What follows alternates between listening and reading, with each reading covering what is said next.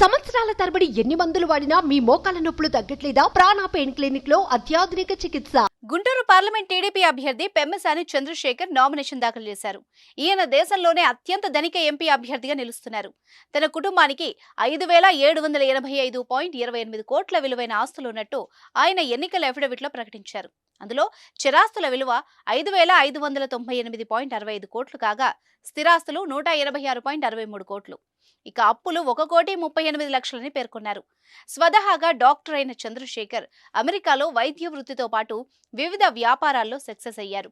సోమవారం ఆయన భారీ ర్యాలీగా వెళ్లి ఎంపీ అభ్యర్థిగా నామినేషన్ దాఖలు చేశారు. ఈ సందర్భంగా చంద్రశేఖర్ మాట్లాడుతూ తన నామినేషన్ కార్యక్రమాన్ని విజయవంతం చేసిన టీడీపీ, జనసేన, బీజేపీ కార్యకర్తలకు అభినందనలు తెలిపారు. జనసేన అధినేత పవన్ కళ్యాణ్ కు ప్రత్యేక కృతజ్ఞతలు తెలిపారు.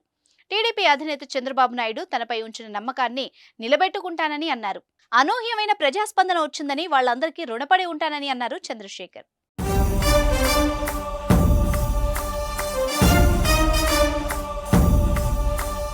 తెనాలి మండలం బుర్రిపాలెనికి చెందిన చంద్రశేఖర్ తండ్రి వ్యాపార రీత్యా నర్సరావుపేటలో స్థిరపడ్డారు. చంద్రశేఖర్ 1993-94లో ఎంబీబీఎస్ ఎంట్రన్స్ లో ర్యాంక్ సాధించి హైదరాబాద్ ఉస్మానియాలో సీట్ సాధించారు. తర్వాత మెడికల్లో పీజీ చేసేందుకు అమెరికా వెళ్లారు. అమెరికాలో వైద్య వృత్తిని కొనసాగిస్తూనే పలు సేవా కార్యక్రమాలు చేపట్టారు. అమెరికాలో వైద్య విద్యా అధ్యాపకుడిగా, ఫిజీషియన్ గా పనిచేశారు. విద్యార్థుల కోసం యూ వరల్డ్ ఆన్లైన్ శిక్షణ కార్యక్రమాన్ని ప్రారంభించారు.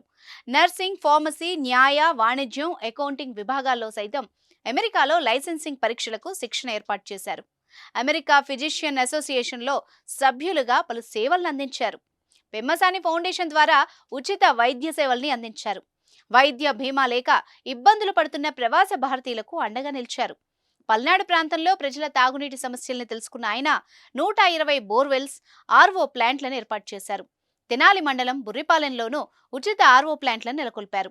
కార్పొరేట్ సోషల్ రెస్పాన్సిబిలిటీ కింద విద్యా సేవలు అందిస్తున్న పలు సంస్థలకు సాయం అందించారు. 2014లోనే టీడీపీ నుంచి నర్సరావుపేట లోక్సభ టికెట్ కోసం ప్రయత్నించారు చంద్రశేఖర్.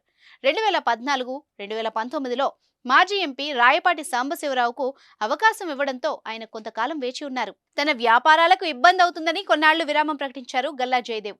ఆయనే పోటీ చేస్తారంటే కొత్త అభ్యర్థిని చూడాల్సిన అవసరమే ఉండేది కాదు. కానీ గల్లా జయదేవ్ వైదొలగడంతో పెమ్మసాని చంద్రశేఖర్ కు సీటు ఖరారైంది. ఇన్నాళ్లు వేచి ఉన్నందుకు అవకాశం దక్కిందని విశ్లేషకులు అంటున్నారు.